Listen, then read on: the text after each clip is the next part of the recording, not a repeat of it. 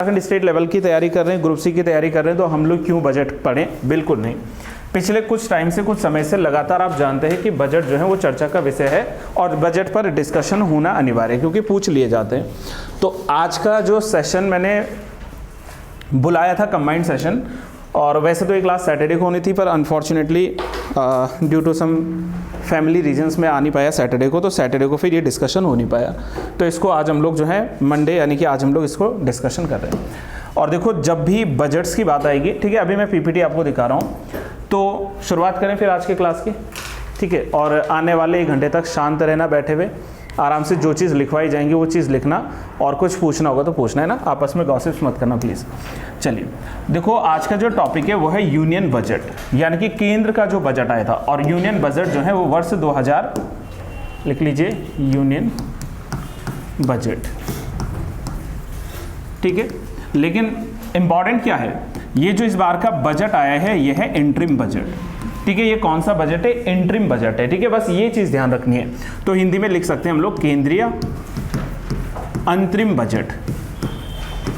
अंतरिम बजट, अंतरिम बजट आप सब जानते हैं कि जब इलेक्शन ईयर जिस समय होता है, ठीक है, निर्वाचन का जिस समय वर्ष होता है उस समय इंटरिम बजट आता है। इंटरिम शब्द ही अपने आप में क्या चीज दर्शाता है? अस्थायी या अल्प अवधि के लिए, कम समय के लिए जो बजट लाया जाता है। और ये बजट जो है कब तक के लिए चलेगा? जब तक इलेक्शन से। अच्छा एक चीज ये बताओ कि जो इंटरिम बजट आया है ना, इतना तो सबको पता है कि जो बजट अब रखा जाता है वो 1 फरवरी को रखा जाता है, ठीक है। तो 1 फरवरी को जब 2024 में ये बजट रखा गया, तो आप क्या सोचकर चल रहे हो कि ये बजट की जो अमाउंट है वो 1 फरवरी से लेकर इलेक्शन तक आने वाले का समय में रहेगा, या फिर 31 मार्च के बाद 1 अप्रैल से ही अप्लाई होगा? 1 अप्रैल से, क्योंकि भाई 31 मार्च तक का बजट तो पिछला वाला बजट चल रहा है ना। तो कई लोग ये कंफ्यूज कर जाते हैं कि ये जो इंटरिम बजट है तो क्या ये जनवरी से स्टार्ट हुआ, फरवरी से स्टार्ट हुआ? नहीं, इस बजट की हम लोगों ने बात करनी है कहां से? 31 मार्च जब चले गया पिछला बजट खत्म, तो यानी कि 1 तारीख से जो है ये बजट जो है यहां से स्टार्ट हो जाएगा, ठीक है। तो 1 बजट से जो है आप इस बजट की बात करेंगे, देख के चलना, ठीक है। 1 तारीख से जो है इस बजट की हम लोग बात करेंगे, कहां? अप्रैल में। अब 2-3 चीजें देखो, इस साल के बजट के मेन फीचर्स क्या हैं उस पर मैं बाद में बात करता हूं। पहले हम लोग थोड़ा सा एक बजट के बारे में पढ़ लेते हैं कि बजट होता क्या है और बजट का इतिहास कैसा रहा है, ठीक है, बिल्कुल बेसिक्स के साथ, क्योंकि देखो जो भी एग्जाम्स होंगे वो बेसिक्स पे ही काम करने वाले हैं। तो सबसे पहला क्वेश्चन आपसे ये है कि ये जो बजट शब्द है ये आप सब जानते हैं कि भारत के रियल कॉन्स्टिट्यूशन के भीतर कहीं भी मेंशन्ड है नहीं। बजट जैसा कोई शब्द आपको मिलेगा ही नहीं, बल्कि इस बजट की जगह पर भारतीय संविधान के 2 ऐसे अनुच्छेद हैं जहां पर एनुअल फाइनेंशियल स्टेटमेंट लिखा हुआ है, वार्षिक विवरण लिखा हुआ है, ठीक है। कौन सा? वार्षिक जो है वित्तीय विवरण है, एनुअल फाइनेंशियल स्टेटमेंट है। अब ये एनुअल फाइनेंशियल स्टेटमेंट है कहां पर? देखो ध्यान से समझना। सबसे पहला है भारत के संविधान का आर्टिकल 112। भारतीय संविधान के अनुच्छेद 112 में जो है यहां पर बात की गई है केंद्र के, यानी कि जो यूनियन है, ठीक है। यहां पर ध्यान से समझना कि यहां बात की गई है यूनियन, केंद्रीय। अब क्या कहा मैंने? Annual financial statement, annual financial statement, Hindi में कहें तो वार्षिक वित्तीय विवरण। ये कहां पर है? अच्छा केंद्र का, ये जरूर लिखना है, केंद्र का अनुच्छेद 112 के भीतर। और दूसरा आता है हमारे पास में स्टेट एनुअल फाइनेंशियल स्टेटमेंट। अब मैं शॉर्ट में लिख रहा हूं AFS, प्लीज समझ जाना, यानी कि annual financial statement of the state, right, राज्य का। अब आप मुझे बताओ स्वयं से कि राज्य के लिए कौन सा आर्टिकल रिस्पॉन्सिबल है? 202। तो भारत के संविधान के अनुच्छेद 202 में जो है राज्य बजट के बारे में बात की गई है। मैं अगेन कह रहा हूं, देखो बजट शब्द कहीं था नहीं, इसका जो ओरिजिन हुआ था वो बजट से हुआ था। ये सब बेसिक है। बजट मतलब पहले लेदर के बैग में लाया जाता था, और कोरोना काल से पहले बात करें तो बही खाते में शुरुआत हो चुकी थी, और कोरोना के दौर में जो है तब से लेकर अभी तक जो है सारा डिजिटल बजट चल रहा है। अब वो टैबलेट आता है, टैबलेट पे जो है स्क्रॉल अप करते हुए उसको जो है पढ़ा जा रहा है, समझा जा रहा है। तो एक तो ये बजट का जो है आपको बेसिक्स याद रखना है। दूसरा, अगर हम लोग थोड़ा सा बजट की हिस्ट्री की तरफ चले कि बजट का देश के भीतर इतिहास कैसा था, ठीक है, तो इसमें देखो गाइस सिर्फ 2 से 3 चीजें आपको समझनी है। सबसे पहले अगर मैं कहूं कि देश का जो पहला बजट था, the first budget of the country, right, before independence की मैं बात करूं, यानी कि स्वतंत्रता मिलने से भी पहले जो पहली बार बजट को लाया गया था वो कब लाया गया था? 1860। Very nice. By whom? James Wilson, simple सा है, गुड। तो पहला जो बजट था वो 1860 में आया था और इसको लाने वाले जो व्यक्ति थे वो थे जेम्स विल्सन, जेम्स विल्सन। ठीक है, अगर कोई लिख पा रहा है तो साथ में लिख लेना, और बाई चांस नहीं लिख पा रहा है कोई बात नहीं, रिकॉर्डेड वीडियो में आफ्टर जो है YT पे भी डालने वाला हूं, तो आप उसको भी देखते रहना, है ना। वैसे थोड़ा थोड़ा लिख सकते हैं।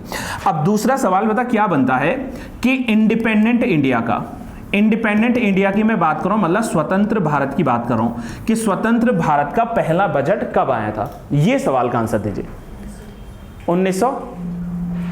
1947 में ही आएगा, लेकिन किस समय आया था, दिनांक, डेट 26 ऑफ नवंबर, यानी कि यहां आप लोगों ने क्या याद रखना है, 26 नवंबर 1947 को स्वतंत्र भारत का पहला बजट लाने वाले थे, बताओ, RK षणमुखम शेट्टी साहब। तो यहां पर जो है आपने याद क्या रखना है, RK षणमुखम शेट्टी। अच्छा अभी देखो आप, मैं सिर्फ और सिर्फ बेसिक्स पे बता रहा हूं, अभी इस साल के बजट की थीम्स क्या है, बातें क्या है, वो अलग सी चीज है, लेकिन एक सामान्य तौर पर आप लोग समझेंगे 1947 में जो है पहला बजट आया था 26 नवंबर को, और इसको लाने वाले थे RK षणमुखम शेट्टी साहब। ठीक है, RK षणमुखम शेट्टी। फिर एक और सवाल यहां पर बनता है कि जो रिपब्लिक इंडिया था, इस रिपब्लिक इंडिया का पहला बजट कब आया, फिर से सुनना, यह था स्वतंत्र भारत का पहला बजट, और यह है रिपब्लिक यानी कि गणतंत्र भारत। गणतंत्र मतलब 26 जनवरी के ही बाद आया होगा, ऐसा समझ लेते हैं, 26 जनवरी के ही बाद आया होगा 1950 में, तभी मतलब रिपब्लिक हम कब हुए थे, 26 जनवरी 1950। तो ये एक कॉमन सेंस लगा देना कि कभी ऑप्शंस अगर बनते हैं स्टेट लेवल में तो 26 जनवरी 1950 के पहले ऑप्शंस को तो डायरेक्टली रिजेक्ट कर देना, मना ही कर देना कि भाई ये तो हो नहीं सकेगा, राइट। तो इसलिए यहां पर याद क्या रखना है कि गणतंत्र भारत का जो पहला बजट था ये आया था 28 फरवरी को, 28 ऑफ फरवरी को 1950 में, और इसको लाने वाले व्यक्ति जॉन मथाई। ठीक है, इसको लाने वाले जो व्यक्ति थे ही वाज जॉन मथाई। तो जॉन मथाई जी के द्वारा पहली बार रिपब्लिक इंडिया का बजट लाया गया था 1950 में। पहले ये बेसिक्स पर आप लोग जो है कार्य कर लीजिए। अब दूसरा सवाल ये है फ्रेंड्स कि आपने जैसे बजट देखा, ठीक है, तो ये जो बजट है, ये बजट एक ही आता है या दो बजट आते हैं, आज की बात कर रहा हूं मैं। अब एक बजट आता है, देखो मैं आपको क्या बता रहा हूं कि जब 1860 में हम लोग चलेंगे, एक बार लेट कर लीजिए कि 1860 में हम लोग गए तो वहां पर एक कॉमन बजट आता था, सिंपल सा एक जनरल बजट कह लीजिए, एक कॉमन बजट कह लीजिए, एक सामान्य बजट आता था, राइट। कहां से मैंने बात की, 1860 में, जिस समय जेम्स विल्सन लाए होंगे। ये प्रोसेस, ये प्रक्रिया कब तक चलती रही, 1921 तक इसी प्रकार से चलता रहा कि एक जनरल बजट आता था। लेकिन इस समय क्या हुआ कि 1920 में एक कमेटी थी जिसका नाम था एकवर्थ कमेटी, एक समिति बनी थी, ध्यान से नाम समझना इसका, इस समिति का नाम था एकवर्थ कमेटी या एकवर्थ समिति। इस एकवर्थ समिति ने सिफारिश दी कि ये जो बजट आता है इसको एक्चुअली एक जनरल बजट की बजाय इसको दो बजट्स के रूप में बांट देते हैं। क्यों? क्योंकि देखो ब्रिटिश सरकार की बात करें तो इनका जो मेन प्रायर फोकसिंग जो एरिया था वो था रेलवे डिपार्टमेंट। डन। तो इन्होंने कहा कि हम लोग क्या करेंगे कि एक बनाएंगे रेलवे बजट, एक हमारे पास में क्या चलेगा, एक चलेगा रेलवे बजट। डन। और दूसरा क्या होगा, जो बचा हुआ है जनरल बजट, तो दूसरी तरफ हमारा क्या चलेगा, जनरल बजट चलेगा। एक रेलवे बजट होगा, एक जनरल बजट होगा। एकवर्थ कमेटी ने 1921 में ऐसे सिफारिशें दे दी ब्रिटिश सरकार को, और तब जाकर 1924 में जो जनरल बजट था it was divided into two parts, divided into two categories कह लीजिए, दो खंडों में बढ़ गया। और ये जो दो कैटेगरीज हैं, एक में रेलवे बजट आने लगा और एक में जो है जनरल बजट आने लगा। तो 1924 के बाद की हम लोग बात करें तो वहां पर बजट दो भागों में बट गया था। यहां तक कोई कंफ्यूजन है किसी को? एनीवन? Sure, good, nice. अब देखो जब ये बजट इसी प्रक्रिया में आगे बढ़ता चला गया तो पुनः एक बार वर्ष 2017 में क्या कर दिया गया कि ये जो रेलवे बजट था और ये जो जनरल बजट था इन दोनों को मर्ज कर दिया गया। और 2017 से लेकर अभी तक की हम लोग बात करें तो पुनः जो है क्या आने लगा, सिर्फ एक बजट आने लग गया जिसको जनरल बजट के नाम से जाना गया। इसको किस नाम से जाना गया? जनरल बजट के रूप में या सामान्य बजट के रूप में जाना गया। तो ये एक छोटा सा आपको इतिहास जो है याद रखना है बजट का। बजट का प्रावधान संविधान के अनुच्छेद 112 के भीतर है, ये एक चीज बताई। दूसरा 202 के भीतर है राज्य बजट, ये तीसरी चीज यहां पर जो है इंपॉर्टेंट हो जाएगी। और ये कुछ बेसिक्स जो होता है बजट का उस पर हम लोगों ने एक डिस्कशन किया है। इतने में से कोई लाइन पूछने तो प्लीज गो फॉर इट। आप में से कोई भी? नो? Sure, good. चलिए दूसरी चीज यहां पर समझिए। अब सवाल यह है कि सर बजट की हिस्ट्री जान ली, सब कुछ जान लिया, लेकिन the very big question is कि बजट होता क्या है? What is a budget? तो देखो जब भी बजट की बात करेंगे ना, मैं आम अर्थों में बता रहा हूं जो हमें समझ आए, जो हमारे जो है पल्ले पड़ सके। बजट क्या है? बजट एक तरीके का डॉक्यूमेंट है। पहले ये क्या होता था? पहले फिजिकल डॉक्यूमेंट के रूप में आता था, अब डिजिटल डॉक्यूमेंट के रूप में आ रहा है। डन। और ये जो बजट डॉक्यूमेंट है, ये एक तरीके से हम लोग कह सकते हैं कि एक स्टेटमेंट है, या एक हम लोग कह सकते हैं एस्टिमेट है। ये एस्टिमेट ही तो है, अनुमानित है ना, ऐसा तो है नहीं कि फिक्स है। एक ऐसा एस्टिमेट है जिसमें हमारे देश की सरकार, या अगर राज्य बजट आता है तो राज्य सरकार एक अनुमान लगाती है कि हम आने वाले एक वर्ष के भीतर कितना जो है एक्सपेंडिचर करने वाले हैं। एक वर्ष के भीतर हम जो है व्यय कितना करने वाले हैं, एक्सपेंडिचर कितना करने वाले हैं, और जिस एक्सपेंडिचर को हम लोग लगाएंगे उससे हम लोग रिसीट या प्राप्तियां कितना करने वाले हैं, इनकम कितनी आने वाली है। एक्सपेंडिचर मतलब होता है व्यय, और साथ में हमने कहा कि जब खर्चा करेंगे तो वहां से कुछ रिसीट्स आएंगे। रिसीट कह लीजिए, इनकम कह लीजिए, एक ही शब्द है। तो यहां से कितनी हमें क्या मिल रही है? रिसीट्स मिल रही हैं, यानी कि हम लोग कह सकते हैं यहां से प्राप्तियां कितनी हो रही हैं। तो कुल मिलाकर अब ये कितने समय का होता है? एक टाइम पीरियड होता है एस्टिमेटेड, और वो टाइम पीरियड होता है एक फाइनेंशियल ईयर। यानी कि अब मैं सामान्य अर्थों में कह सकता हूं कि एक वित्तीय वर्ष के दौरान सरकार के द्वारा जारी किया गया एक अनुमानित दस्तावेज, जिसमें सरकार ये कहती है कि आने वाले एक वर्ष में हम कितना व्यय करने वाले और वहां से कितनी प्राप्तियां आने वाली हैं, तो उसी के एस्टिमेट को हम लोग बजट का नाम देते हैं। हालांकि बजट लिखा कहीं नहीं है, जबकि इससे एक दिन पहले, इस बार तो आया नहीं क्योंकि इंटरिम बजट है, अगर पिछले वर्ष चलो या इससे पहले इंटरिम ईयर्स को हटा दो, तो एक बजट के ठीक एक दिन पहले यानी कि 31 दिसंबर को हर साल 31 जनवरी को हर साल क्या होता है? इकोनॉमिक सर्वे आता है, आर्थिक सर्वेक्षण आता है। और ये आर्थिक सर्वेक्षण को कैसे डिफाइन करोगे? सेम चीज है कि आर्थिक सर्वेक्षण भी एक दस्तावेज है जिसमें सरकार के द्वारा पिछले वर्ष का एक साल में कितना व्यय किया और कितना वहां से प्राप्त किया, इसका एक जो है डेटा दिया जाता है।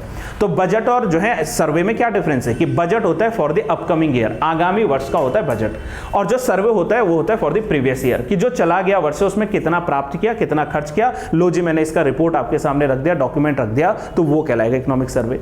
दोनों चीजें क्लियर है यहां तक? ऐसा कोई बड़ी चीज नहीं है इसमें, ठीक है। तो एक होता है एक्सपेंडिचर, एक होता है रिसीट। अच्छा, एक थोड़ा सा मैं एक्स्ट्रा ले चल रहा हूं, फिर आज इस साल के बजट पे आता हूं। ये जो एक्सपेंडिचर भी होता है ना, ये दो तरीके का होता है एक्सपेंडिचर बजट में एक्सप्लेन। पहला जो एक्सपेंडिचर होता है उसको हम लोग नाम देते हैं चार्ज्ड एक्सपेंडिचर। कौन सा एक्सपेंडिचर होता है? चार्ज्ड एक्सपेंडिचर, मतलब इसको भारित व्यय कह सकते हैं। कंसोलिडेटेड फंड पर जो भारित व्यय है, यानी कि charged expenditure on the consolidated fund of India, देश की संचित निधि पर भारित कर। और एक होता है मेड एक्सपेंडिचर।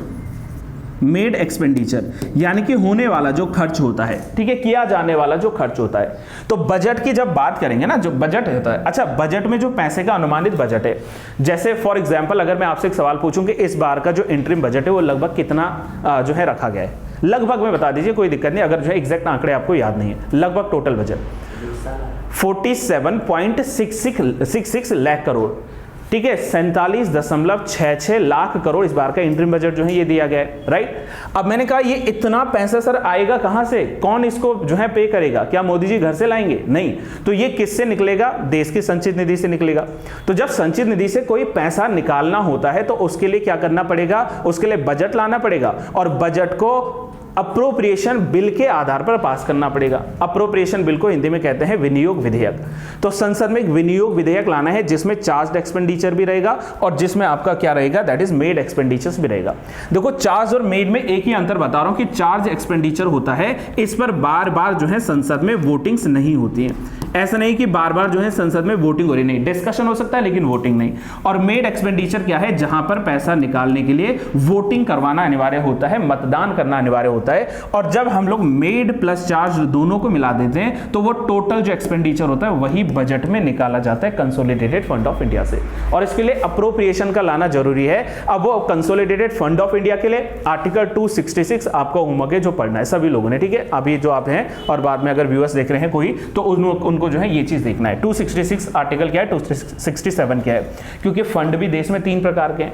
देश की संचित निधि, आकस्मिक निधि और लोक खाता, इंग्लिश में कहें तो consolidated fund of India, contingency fund of India and the public accounts, ये 3 अकाउंट्स होते हैं। अभी बिल्कुल बेसिक्स पर चल रहा हूं, अभी इस बार का बजट जो है स्टार्ट हुआ नहीं है, अब आता हूं मैं पूरा ये जर्नी खत्म करने के बाद इस वर्ष के बजट पर। But guys before that I repeat the line, before that अगर कोई सवाल किसी ने पूछना है, कोई प्रश्न किसी ने करना है तो वो जो है प्रश्न को बताइए, वरना अब आते हैं 2024 का जो इंटरिम बजट है या जो है अंतरिम बजट जो है, क्योंकि आज का सेशन है बजट के लिए, मैंने आपको कहा था कि आज का जो सेशन होगा वो बजट से जो है स्टार्ट हम लोग करेंगे, right.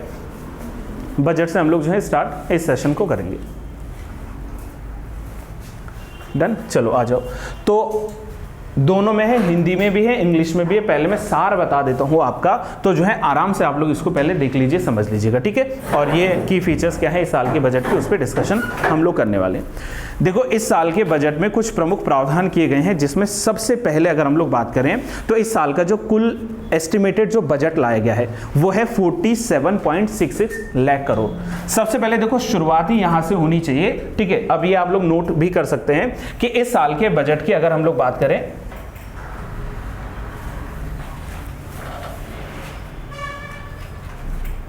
Just give me a while, ठीक है। चलिए, तो इस बार की अगर टोटल एस्टिमेटेड बजट की बात करें तो जो टोटल बजट का अमाउंट है,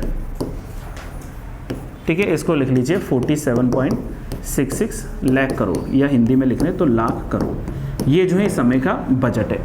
दूसरी बात, इस समय के जो बजट स्पीच में आप लोगों ने देखा होगा, अगर किसी ने देखा होगा, उस समय तो खैर हमारी क्लास चल रही थी 1 तारीख को, लेकिन आफ्टर दैट अगर किसी ने बजट स्पीच सुना होगा तो इस बार कुछ ऐसे न्यू टर्मिनोलॉजीज हैं जिसको इस बार के बजट में इंट्रोड्यूस किया गया है, और सवाल यहीं से ही बनने वाला है।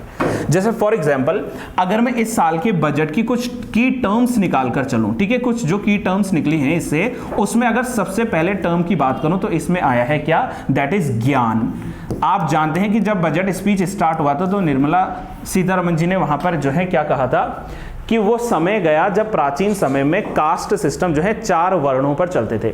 इनका कहना है कि इस बार से या अब की बार से जो है जो कास्ट सिस्टम है, उस कास्ट सिस्टम में 4 कास्ट आएंगी, मतलब जातियां। वैसे देखो जातियां होती नहीं, लेकिन अगर जाति है भी देश के भीतर तो सिर्फ 4 जातियां हैं, और उन 4 जातियों का नाम है GYAN, यानी कि ज्ञान। पहला की टर्म बता रहा हूं, फोकसिंग एरिया, ये हमारा मेन फोकसिंग एरिया है इस बार के बजट का। जी का मतलब यहां पर किससे है, दैट इज गरीब।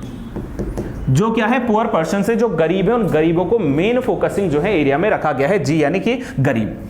वाई का मतलब है यहां पर हम सब आप लोग, यानी कि यूथ, युवा जो है देश का, तो Y stand for the youth, यानी कि युवा।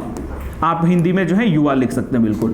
फिर ए है, ए का मतलब देखो, अब कई सारे लोग किसान बोलते हैं, आप बोलते हैं किसान ए से कैसा आया, किसान होता है अन्नदाता, तो ए का मतलब यहां पर क्या है, दैट इज अन्नदाता, अन्नदाता। और अन्नदाता को ब्रैकेट में लिख सकते हैं आप लोग किसान या कृषक, फार्मर्स जो होते हैं, ठीक है। और एन का मतलब है लास्ट में नारी, नारी, यानी कि इस साल का जो बजट है इसका जो मेन फोकसिंग एरिया है उसमें याद रखना आप लोग है, उसमें है गरीब, उसमें है युवा, और उसमें साथ साथ में कौन है, किसान और नारी। किसान को जो है अन्नदाता के रूप में जो है बोला गया है, राइट।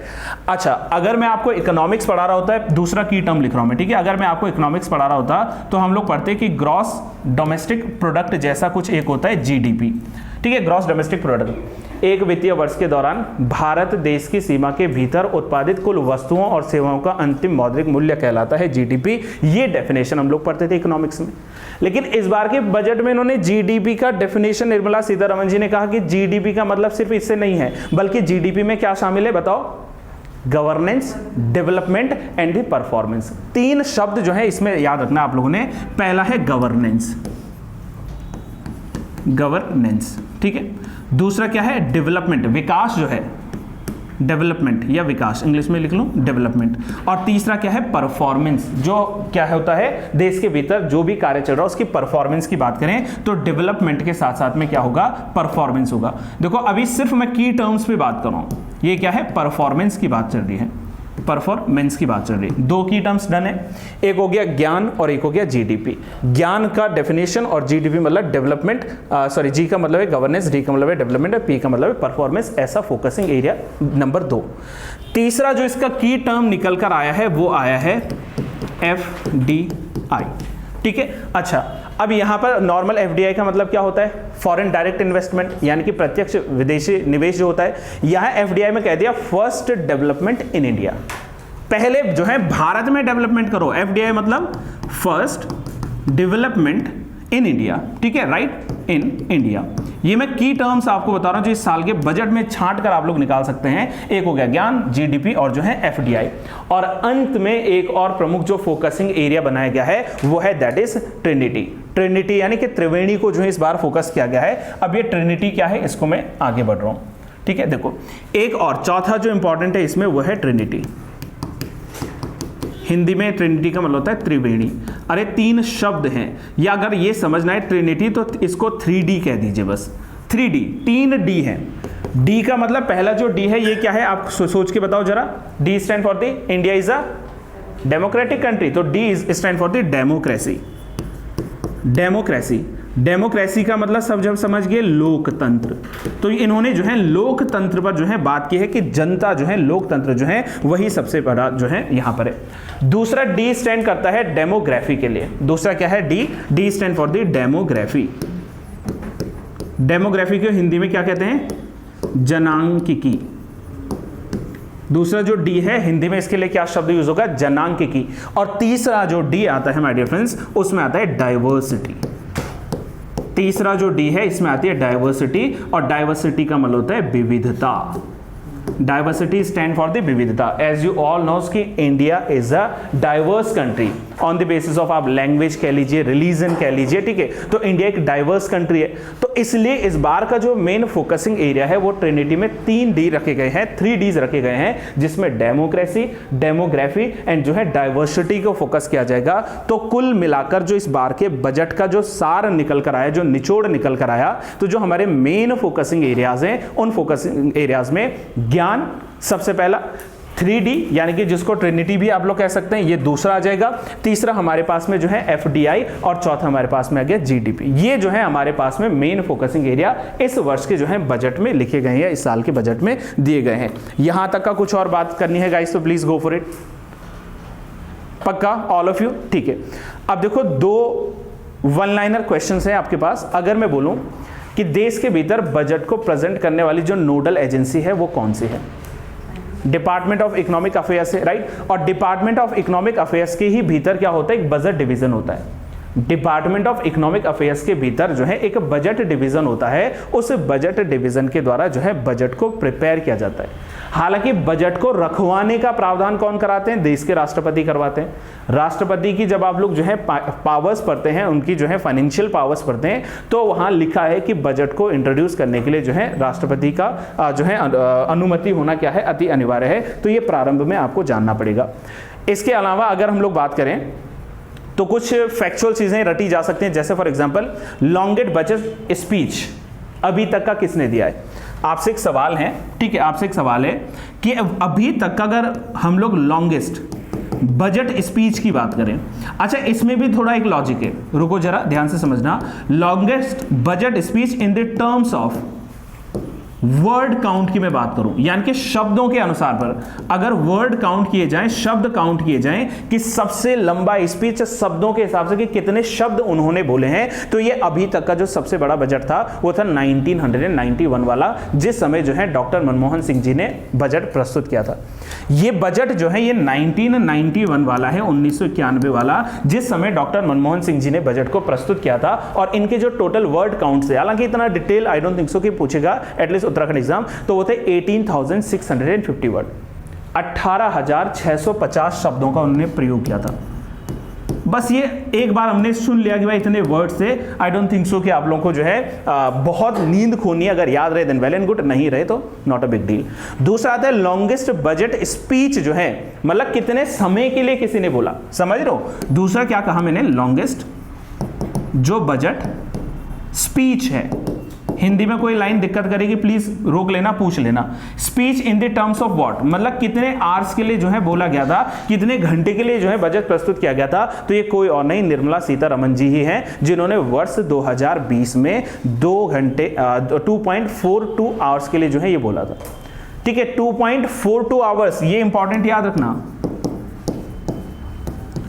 इतने समय के लिए जो है इन्होंने क्या किया था, अपना बजट स्पीच दिया था। तो ये अभी तक का सबसे लंबा बजट स्पीच जो है आता है।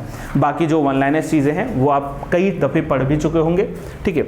ये समझ में आना, मतलब शब्द, जो शब्दों का प्रयोग किया गया है, तो शब्दों के प्रयोग के हिसाब से सबसे ज़्यादा बार जो है वो 1991 में 18,600 शब्दों का प्रयोग किया था डॉक्टर मनमोहन सिंह जी ने, पहली चीज़, ठीक है। दूसरा, यहाँ पर लॉन्गेस्ट बजट स्पीच मतलब कितने समय के लिए बोला, ठीक है। तो समय के लिए जो है 2.24 आर यानी कि 2 घंटे और लगभग 42 मिनट्स का अगर स्पीच की हम लोग बात करें तो ये जो है किसने दिया है, निर्मला सीतारमण जी ने दिया है। और फाइनेंशियल ईयर कौन सा था, 2020 वाला जो बजट था। यहाँ पे बेसिक्स हैं। अब एक और सवाल बताओ कि सबसे अधिक बार बजट को प्रस्तुत किसने किया था? मोरारजी देसाई, सबको पता है, ठीक है। मोरारजी देसाई कितने टाइम, 10 बार। चलो, इसलिए मैंने कहा था ना, पहला सबको याद रहता है। लेकिन दूसरा सबसे ज्यादा नंबर किसका है? पी चिदम्बरम साहब। पी चिदम्बरम जी जो है उन्होंने 9 बार बजट प्रस्तुत किया है। पी चिदम्बरम जो है ना, उन्होंने 9 बार बजट प्रस्तुत किया है। फिर उसके बाद अगर चले हम लोग तो प्रणब मुखर्जी जी ने 8 बार। अब जो है निर्मला सीतारमण जी भी इस दौड़ में जो है आगे चली गई हैं और ये इन्होंने भी जो है 6वीं बार ये बजट जो है प्रस्तुत कर दिया। सी.डी. देशमुख साहब जो है वो 7 बार बजट प्रस्तुत कर चुके हैं, लेकिन आई डोंट थिंक सो इतना जो है कोई अलग से याद रखना, but maximum time Morarji Desai लगभग 10 टाइम्स, फिर पी चिदम्बरम 9 दफ़े, Pranab Mukherjee 8 times, C D. Deshmukh 7 times and Nirmala ji now 6 times. And the main जो फोकसिंग एरिया मैंने कहा 4 कास्ट सिस्टम अगर हम लोग बताएं तो गरीब, युवा और जो है इसके अलावा जो है किसान, और तीसरा क्या आ गया हमारे पास में, दैट इज फार्मर्स यानी कि अन्नदाता। ये था एक जो है basic journey of budget, right. अब थोड़ा सा गाइस हम लोग बजट में डिस्कशन कर लेते हैं कि इस बार के जो मुख्य विषय है, मुख्य थीम्स है, उनमें जो है क्या क्या जोड़ा गया है, उनमें क्या क्या शामिल किया गया है, ठीक है। देखो, सबसे पहले देखो, जैसे मैंने आपसे बात की थी कि हमारा जो मेन टारगेट है वो है विकसित भारत। हम चाहते हैं कि हमारा भारत जो है ये विकासशील ना रहे बल्कि ये विकसित देशों में जो है शामिल हो जाए। तो हमारा जो वो है एक फोकसिंग एरिया है एक और, वो है कि एटलीस्ट 2047 तक 2047 तक हम लोगों ने भारत को विकसित भारत में कन्वर्ट करना है। आप देशों के प्रकार जानते हैं ना, एक विकासशील देश होते हैं, एक विकसित देश होते हैं, या अल्प विकसित देश होते हैं, या अविकसित देश होते हैं। और इंडिया क्या है? India is a developing country. India is a developing country, not a developed country.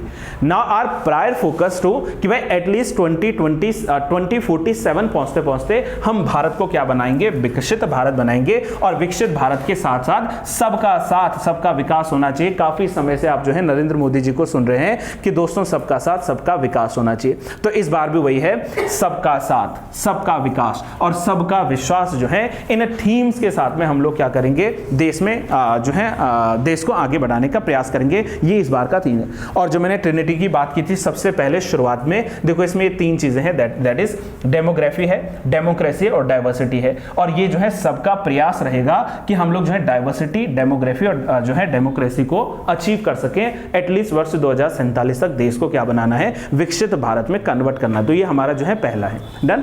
एक बेसिक अब मैं आंकड़ा दे रहा हूं आपको क्योंकि पीपीटी सबके पास पहुंच चुकी हैं, ठीक है। सभी लोगों ने जो इसको एक बार पढ़ भी लिया होगा। थोड़ा ये क्लास लेट हो पाई जिसके कुछ मेरे निजी कारण थे, वो मैंने आप लोगों तक बताए थे। दूसरा क्या है? देखो, देश में होना क्या चाहिए? इंक्लूसिव डेवलपमेंट होना चाहिए। इंक्लूसिव डेवलपमेंट हिंदी में कहते हैं समावेशी विकास होना चाहिए। एक लाइन में मुझे बस अर्थ समझाओ फ्रेंड्स आप लोग कि what do you mean by the inclusive development, या समावेशी विकास क्या होता है? कुछ मत कहो, सीधे सीधे कहो, जन जन का विकास जो है, हर जन का जो विकास है, हर एक व्यक्ति का जो विकास है, वो इंक्लूसिव डेवलपमेंट के भीतर शामिल हो सकता है। गांधीयन फिलॉसफी क्या कहता था कि भाई जो विकास है, जो डेवलपमेंट है, वो हर व्यक्ति तक, हर एक कोने, अंत्योदय तक पहुंचना चाहिए। तो अगर देश के भीतर अंत्योदय तक जो है विकास पहुंच पा रहा है तो वो विकास कैसा कहलाएगा? इंक्लूसिव डेवलपमेंट के भीतर जो है शामिल होगा। Inclusive development always promote fair opportunities for all, मतलब रिगार्डलेस कि भाई उसका जो है सोशल फाइनेंशियल बैकग्राउंड क्या है, वो कुछ नहीं मायने करता है। As simple as we can say that कि inclusive development also always promote the fair opportunities to all. इसका मतलब है कि भाई सभी लोगों तक क्या पहुंचनी चाहिए, सही अवसर पहुंचने चाहिए, अपॉर्चुनिटीज पहुंचने चाहिए, वो होता है देश का इंक्लूसिव डेवलपमेंट। और इस बार का जो इंक्लूसिव डेवलपमेंट के भीतर सबसे महत्वपूर्ण जो टॉपिक जुड़ा है दैट इज सस्टेनेसिव जो डेवलपमेंट होगा। और ये सस्टेनेसिव डेवलपमेंट किस फॉर्म में होना चाहिए, चाहे वो भौतिक फॉर्म में है, चाहे वो डिजिटल के फॉर्म में है, चाहे वो सामाजिक फॉर्म में है, यानी कि सोशल, डिजिटल एंड फिजिकल, ये सब प्रकार का क्या होना चाहिए, डेवलपमेंट देश के भीतर होना चाहिए। डीपीआईज को प्रमोट करने की बात चल रही है, यानी कि जो है डिजिटल पब्लिक इंफ्रास्ट्रक्चर जो है डीपीआईज, इन डीपीआईज को जो है प्रमोट करने का जो है प्रावधान रखा गया है। इसके अलावा देखो इंपॉर्टेंट क्या है इसमें, देखो one of the most important, ठीक है, इसमें हमने क्या किया है कि जो जीएसटी आधारित जो टैक्स बेस है हमारे पास में, उसको उस पर जो है और ज्यादा गहन अध्ययन करना है और ज्यादा विस्तारित उसको करना है, तो जीएसटी को प्रमोट करने की बात चल रही है। इतने बेसिक्स तो आप लोगों ने अब स्वयं से पढ़ने हैं गाइस कि जीएसटी क्या है, what is GST, goods and services tax क्या है, it is a value addition tax या इनडायरेक्ट टैक्स का एक प्रकार है जीएसटी टैक्स। और बस इतना बता दीजिए कि जीएसटी टैक्स जो है वो कौन से कॉन्स्टिट्यूशन अमेंडमेंट बिल ने इंट्रोड्यूस किया था, 101 बिल है, सॉरी 101 एक्ट है, मैंने बिल पूछा है 122वां। देखो आप हमेशा ये चीज यहां पर ध्यान रखना कि GST was introduced in 2014 by the 122nd constitutional amendment bill. देखो शब्द का खेल है यहां पर, अगर मैं कॉन्स्टिट्यूशन अमेंडमेंट बिल यानी कि विधेयक की बात कर रहा हूं तो फिर आप लोगों को विधेयक में जो है 101 कतई नहीं कहना है, बल्कि इसमें चलना है 122वां, जो कि कब आया था 2014 में। 122वां बिल अगर पूछा, देखो ध्यान से समझना, 122वां 122nd जो आया था, राइट। और अगर हम एक्ट की बात करते कि किस एक्ट से ये पास हुआ था, तो तब आप बिल्कुल सही हो, 101वां यानी कि 101 जो कॉन्स्टिट्यूशनल अमेंडमेंट एक्ट है उसने क्या किया था, इसको पास किया था। और पास हुआ कब था, 2016 में पास हो गया था ना। फिर तब जाकर लोकसभा में इसको इंट्रोड्यूस किया गया। लोकसभा ने 29 मार्च 2017 को, राज्यसभा ने 6 अप्रैल 2017 को, और देश भर में ये जो इन्फोर्स हुआ था वो 1 जुलाई 2017 से कार्यरत हो गया था। और ये सारा जो जीएसटी को गवर्न करने की अथॉरिटी मिली है वो मिली है जीएसटी काउंसिल को। और जीएसटी काउंसिल संविधान के किस अनुच्छेद में थी, 279A के भीतर थी। Nice, good. तो ये सारी चीजें आप लोग को रिकॉर्डेड जो है याद रखना है। ये इस बार का एक और जो फोकसिंग एरिया है वो है जीएसटी का। एक और जो इंपॉर्टेंट फोकस यहां पर किया गया है बजट में वो है गिफ्ट IFSC। अच्छा, गिफ्ट IFSC का मतलब क्या है, तो IFSC stand for the international financial service centre. International financial service centre gift city याद करो जरा, गुजरात, यहां से इसकी शुरुआत हुई थी ना गिफ्ट सिटी में। तो जो गिफ्ट IFSC है इसको जो है प्रमोट करना है, इसकी शुरुआत ही 2015 में की गई थी, मतलब मोदी जी के द्वारा, या कह सकते हैं कि बीजेपी गवर्नमेंट के द्वारा जो है गुजरात इंटरनेशनल जो फाइनेंस टेक सिटी है या गिफ्ट सिटी है वहां पर है। और इसका एम क्या था, इसका एम सिंपल था कि वर्ल्ड क्लास जो है इंफ्रास्ट्रक्चर को, ये जो फाइनेंशियल सर्विसेज हैं इनको और बूस्ट करना है। तो उसके लिए जो है स्टार्ट किया गया था गिफ्ट जो है IFSC। और ये जो है देखिए robust gateway for the global capital. देखो वैश्विक स्तर पर पूंजी को बढ़ावा देना, कैपिटल को बढ़ावा देना, और फाइनेंशियल सर्विसेज यानी कि जो वित्तीय सेवाएं हैं इनको मजबूती प्रदान करने के लिए जो है यहां पर इंट्रोड्यूस किया गया है या री इंट्रोड्यूस किया गया है गिफ्ट IFSC। इसको जो है प्रमोट करना है, ठीक है। इसके अलावा जो मेन पार्ट है इसमें देखो वो है इंडिया का जो जीडीपी ग्रोथ रेट है इसको जो है इंक्रीज करना है। अभी आपको यहां जाना नहीं है जीडीपी ग्रोथ पे, तो ये पहला जो है मेन फोकसिंग एरिया है, ठीक है। दूसरा देखो गरीब कल्याण और देश का कल्याण, मैंने कहा ना युवा, ये सारा युवा थीम्स पर चल रहा है फोकसिंग एरिया में। सबसे पहले अगर हम लोग यहां पर चल रहे हैं तो वो है गरीब कल्याण और देश का कल्याण। गरीब का कल्याण होगा तो देश का कल्याण होगा। इसके लिए जो है पिछले, अगर हम लोग एक साल में या पिछले कुछ समय में चलें तो लगभग 2.7 लाख करोड़ जो है इतना सेविंग किया गया है, बचत की गई है डीबीटीज में। डीबीटी, कौन मुझे डीबीटी की फुल फॉर्म बता रहा है कि what do you mean by the DBT? DBT में हम direct benefit transfer, very nice. तो जो डायरेक्ट बेनिफिट ट्रांसफर है इसमें लगभग कितना हुआ है, यहां पर जो एक रिकॉर्डेड आंकड़ा बता रहा है, इसमें सेविंग्स की बात चल रही है कि बचत कितनी हुई है, तो 2.7 लाख करोड़ जो है इसकी बचत। अगर एग्जैक्ट आंकड़े की तरफ में जाऊं ना तो 2,73,093 करोड़ है, लेकिन वो अप्रॉक्स में जब निकाला गया तो 2.7 लाख करोड़ के आसपास कह सकते हैं डायरेक्ट बेनिफिट ट्रांसफर जो है इसको इस विजन को रखा गया है। डीबीटी की शुरुआत इंडिया में हुई कब थी, एनी आइडिया? जनवरी 2013 में। 1 जनवरी 2013 से जो है डीबीटी स्टार्ट हुआ था। आप बिल्कुल शॉर्ट फॉर्म में इसको कॉपी करना है गाइज इसको, ठीक है, शॉर्ट फॉर्म में। तो डीबीटी की शुरुआत जो है 2013 में मानी जा सकती है। और डीबीटी जो होता है ना, ये शुरू में जब स्टार्ट हुआ था तो डिपार्टमेंट ऑफ एक्सपेंडिचर जो था उसने इसको शुरू में तो है प्लानिंग कमीशन था और बाद में इसको जो है ट्रांसफर करके डिपार्टमेंट ऑफ द एक्सपेंडिचर को दे दिया गया था। लेकिन यहाँ से भी जो है ये जो डायरेक्ट बेनिफिट ट्रांसफर सिस्टम है इसको उनसे भी छीनकर फिर अंत में जो है किसको दे दिया गया, जो सेक्रेटरी कोऑर्डिनेशन है उसको जो है दे दिया गया था सितंबर 2015। तो तब से लेकर अभी तक जो है वही जो है इसमें काम कर रहा है। मैं बेसिक्स पे चल रहा हूँ गाइस, ठीक है, ये सारी चीजें ध्यान रखना। अब आ जाओ द मोस्ट इंपॉर्टेंट से भी ज्यादा इंपॉर्टेंट, और वो है इस बार का जो फोकसिंग एरिया में रखा गया है वो है मल्टी डायमेंशनल पॉवर्टी। 25 करोड़ जो लोग हैं इनको क्या करना है, मल्टी डायमेंशनल पॉवर्टी से हटाना है। 25 करोड़ लोग जो भारत देश के हैं उनको गरीबी से मुक्त करना है। ये इस बार के जो है बजट का प्रायर जो है सेक्टर है। अब जरा रुक जाओ, मुझे पता है ये कंफ्यूज कर दिया है आपको कि सर ये मल्टी डायमेंशनल पॉवर्टी है क्या चीज, या ये जो है होती क्या है। अच्छा, आम अर्थों में पॉवर्टी सबको पता है, आम भाषा में पॉवर्टी या गरीबी सबको पता है। गरीबी क्या है? गरीबी मैंने कई दफे बता रखे कि गरीबी का एक आयाम होता है इनकम फैक्टर, या तो इनकम फैक्टर्स के आधार पर आप बता दीजिए या उसका एक्सपेंडिचर फैक्टर के आधार पर बता दीजिए। अगर किसी व्यक्ति की इतनी भी आय नहीं है कि वो अपनी मूलभूत आवश्यकताओं को पूरा नहीं कर पा रहा है तो वो गरीब है। अगर मतलब मैं कार्य कर रहा हूं और अगर मुझे इतनी भी इनकम जो है नहीं मिल पा रही है जिससे मैं अपने फूड यानी कि जो भोजन है या जो अपना आवास है, ठीक है, या अपना जो है क्लोथिंग से अगर इसको फुलफिल नहीं कर पा रहा हूं, एडुकेशन को, ठीक है, हेल्थ को अगर मैं उसको जो है नहीं फुलफिल कर पा रहा हूं तो फिर मैं गरीब हूं। समझ रहे हो? तो फिर वो व्यक्ति क्या है, गरीब है। तो ऐसे ही जो है मल्टी डायमेंशनल गरीबी की जब बारी आती है तो इसके लिए जो है एक मल्टी डायमेंशनल, या एम लिख लीजिए इसको, एमपीआई जो है रिलीज होता है। मल्टी डायमेंशनल पॉवर्टी इंडेक्स जो है रिलीज होता है और ये इंडिकेटर्स बताता है टोटल 10 ऐसे संकेतक हैं, 10 ऐसे इंडिकेटर्स हैं जिससे जो है किसी भी देश में हम लोग जो है डायमेंशनल पॉवर्टी को कैलकुलेट कर सकते हैं। लेकिन आप परेशान मत होइए, सर 10 को कौन याद रखेगा। Globally we can say that कि जो एमपीआई है, एमपीआई के टोटल 10 इंडिकेटर्स हैं, बट ब्रॉडली अगर मैं बात करूं तो इनको आपने सिर्फ 3 भागों में जानना है कि पॉवर्टी के 3 डायमेंशंस क्या हो सकते हैं। सबसे पहला क्या है उसमें, हेल्थ, दूसरा क्या है एडुकेशन, और तीसरा क्या है स्टैंडर्ड ऑफ लिविंग। 3 यहां पर है, देखो सबसे पहले स्वास्थ्य, हेल्थ, दूसरा है शिक्षा यानी कि एडुकेशन, राइट, और तीसरा हम लोगों ने कहा the standard of living. Guys इसको जरा ध्यान से समझना, सिर्फ बजट पढ़ना होता तो मैं पिछले 3-4 दिनों से आपको परेशान न कर रहा था कि इस क्लास को मिस मत करना जिसमें हम लोग बजट पे डिस्कशन कर रहे हैं। देखो ये बजट की फोटोकॉपी अभी तक सभी को सर्कुलेट हो चुकी है, सबने देख भी लिया, समझ भी लिया, पढ़ भी लिया, लेकिन उसको अध्ययन कितना किया। हमने पढ़ लिया कि चलो ठीक है भाई 25 करोड़ लोग जो उनको गरीबी से हटाना है इस बार का लक्ष्य है, लेकिन अगर कल को सवाल पूछ ले कि व्हाट इज जो है एमपीआई, या एमपीआई के कितने संकेतक होते हैं, तो एमपीआई के जो है 3 इंडिकेटर्स या 3 संकेतक हैं। 3 संकेतकों में पहला है स्वास्थ्य, दूसरा है शिक्षा और तीसरा है स्टैंडर्ड ऑफ लिविंग। थोड़ा सा मुझे और मौका दीजिए गाइज, ये जो स्वास्थ्य वाला सेक्टर है यानी कि जो ये हेल्थ सेक्टर है, इसमें भी 2 चरणों में इसको बांटा गया है। पहला इसमें रखा गया है जो है पोषण यानी कि न्यूट्रिशन।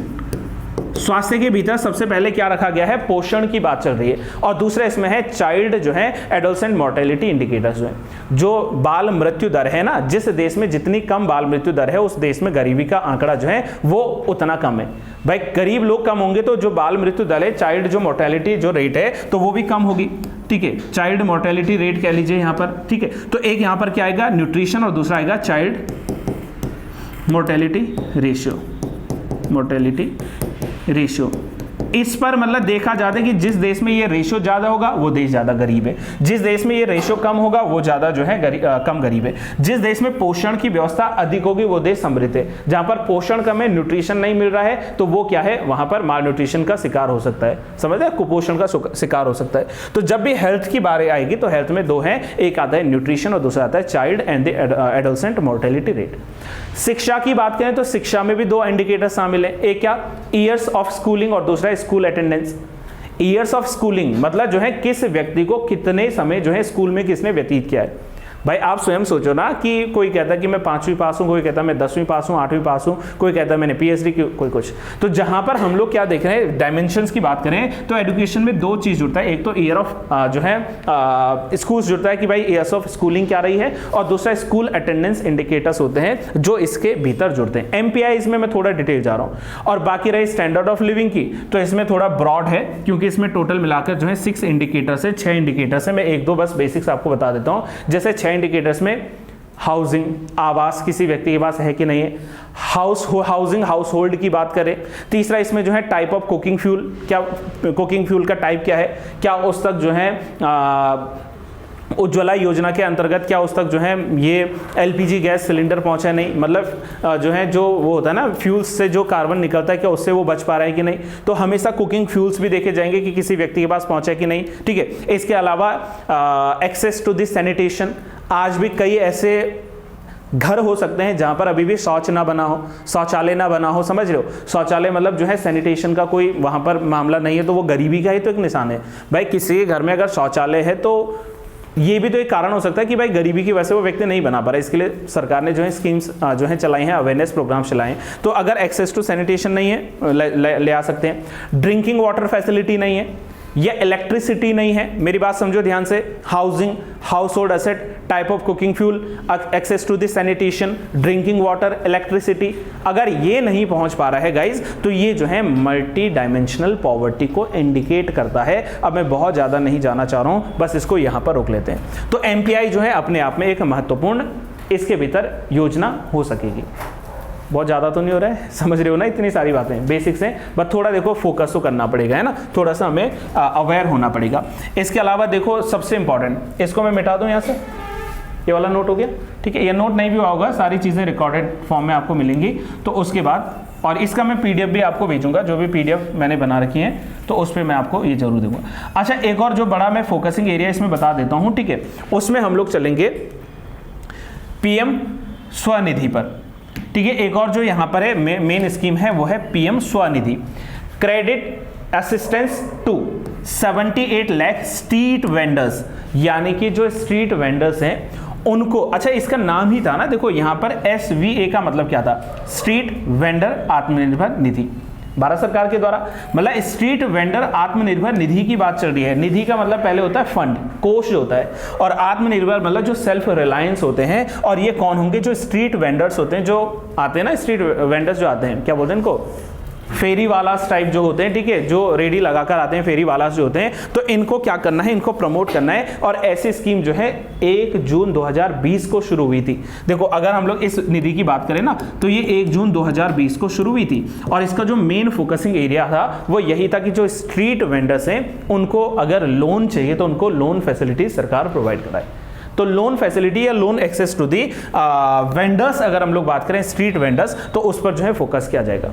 अच्छा, ये आंकड़े हैं, आपको आंकड़ों पे काम करना कि 78 लाख, अगर इन केस यहां पर पूछ लिया कि कितना स्ट्रीट वेंडर्स को जो है यहां पर देने की बात चल रही है, तो वो इतना जो है यहां पर स्ट्रीट वेंडर्स को बात चल रही है 78 लाख की, ठीक है। थोड़ा आगे बढ़ते हैं। देखो इसके अलावा जो है 1.4 करोड़ जो है वो युवाओं को ट्रेन करने के लिए लगाया जाएगा, जो स्किल इंडिया मिशन है। इस स्किल इंडिया मिशन के तहत जो है कार्य करवाया जाएगा। स्किल इंडिया मिशन की बात करें तो इसकी शुरुआत हुई थी 15 जुलाई 2015 से, ठीक है। बस आप फिलहाल शुरुआत याद रख लीजिए कि कब हुआ था, तो 15 जुलाई 2015 से देश के भीतर जो है स्किल इंडिया मिशन चलाए जा रहे हैं, जिसमें जो देश का युवा है, जो देश का यूथ है, इसको ट्रेंड करना है, प्रशिक्षित करना है, उसको जो है ट्रेनिंग्स प्रोवाइड करनी है। तो इसके लिए क्या आया था हमारे पास में, स्किल इंडिया मिशन की शुरुआत हुई थी। इसके अलावा बात करें तो पीएम मुद्रा योजना, मैं इसको जरा हाईलाइट कर देता हूं, इंपॉर्टेंट, इसको मैं हाईलाइट कर लेता हूं इंपॉर्टेंट, क्योंकि गाइस पिछले कई दशकों से देख लीजिए, पिछले कई समय से देख लीजिए, जो मुद्रा योजना है वो चर्चा का विषय भी रही है। बस आपसे एक सवाल है मेरा कि पीएम मुद्रा की शुरुआत कब हुई थी, मुद्रा योजना बताइए, कॉमन, बहुत कॉमन क्वेश्चन है, नो। तो इसकी शुरुआत हुई थी 8 अप्रैल 2015 को, ये नोट कर देना आप लोग कि पीएम मुद्रा जो है ये 8 अप्रैल 2015 को इसकी शुरुआत हुई थी। और पीएम मुद्रा में क्या होता है, इसमें भी लोन प्रोवाइड करवाया जाता है, राइट, इसमें भी लोन दिया जाता है। लेकिन ये जो लोन प्रोवाइड करवाया जाता है, इसको हम लोग कह सकते हैं कितने तक का loan, up to 10 lakh rupees, 10 lakh तक रुपया जो है इसमें प्रदान किया जाता है सरकार के द्वारा, लोन एक्सेस प्रोवाइड करवाया जाता है एटलीस्ट 10 लाख का।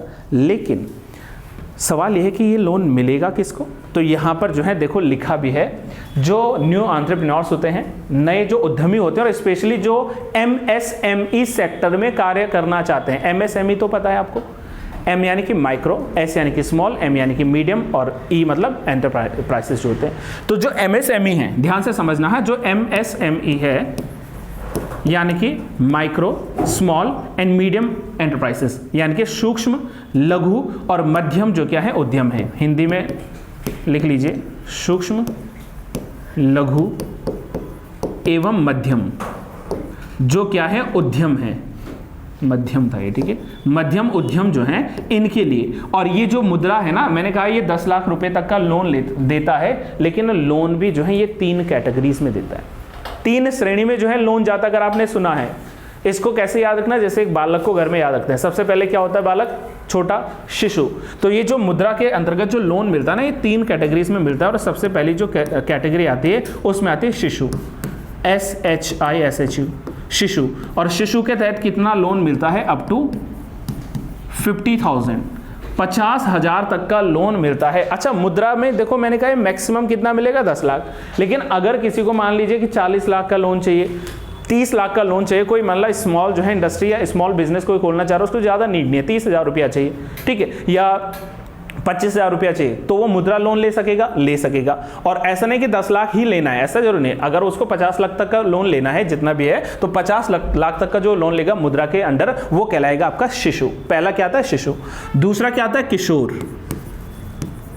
दूसरा क्या आता है, किशोर, KISHOR, ठीक है, किशोर। किशोर मतलब 50 लाख से ज्यादा लोन चाहिए, सॉरी 50,000, माय बैड, 50,000 से ऊपर का लोन चाहिए, लेकिन 5 लाख तक के लिए, 50,000 से 5 लाख। तो हम लोग कह सकते हैं कि अगर 50,000 से 5 लाख तक का लोन चाहिए, 5 लाख तक का लोन चाहिए, तो उसमें आप लोग कहां जाओगे, किशोर, ठीक है, मुद्रा के तहत। और अंतिम और तीसरा जो आता है, यहां पे लिख रहा हूं मैं गाइस, कंफ्यूज मत होना। तो अंतिम और तीसरा जो आता है वो आता है तरुण। क्या आता है इसमें, अंतिम, तरुण। और तरुण का मतलब समझ गए, दैट इज 5 लाख से लेकर 10 लाख तक, 5 लाख से 10 लाख तक। इनको हाईलाइट कर लो, लिख लो इन सारी चीजों को कि मुद्रा लोन जो है तरुण के तहत कितना मिलेगा, तो ये 5 लाख से 10 लाख तक मिलेगा। तो इस बार की जो हमारी योजना फोकस कर रही है, वो इस पर भी जो है फोकस करिए, तरुण पर, राइट। इसके अलावा देखो, जैसे PM श्री, आप सब जानते हैं PM श्री, श्री का मतलब बताओ जरा इसमें, SHRI, श्री, एनीवन, नो, चलो, इसका फुल फॉर्म है schools for rising India. Schools for rising India पिछले बार से चर्चा में है, schools for the rising India. Shri जो शब्द है, यानी कि जो है भारत को और विकसित और अधिक बढ़ाने के लिए जो है स्कूल फॉर राइजिंग इंडिया आया था। और 2022-23 से लेकर 2022-23 से लेकर 2026-27 तक लगभग सरकार 27,360 करोड़ रुपए खर्च करने वाली। 2022-23 से 2026-27 तक के लिए भारत सरकार के द्वारा PM श्री योजना के अंतर्गत 27,360 करोड़ रुपए खर्च किए जाने हैं।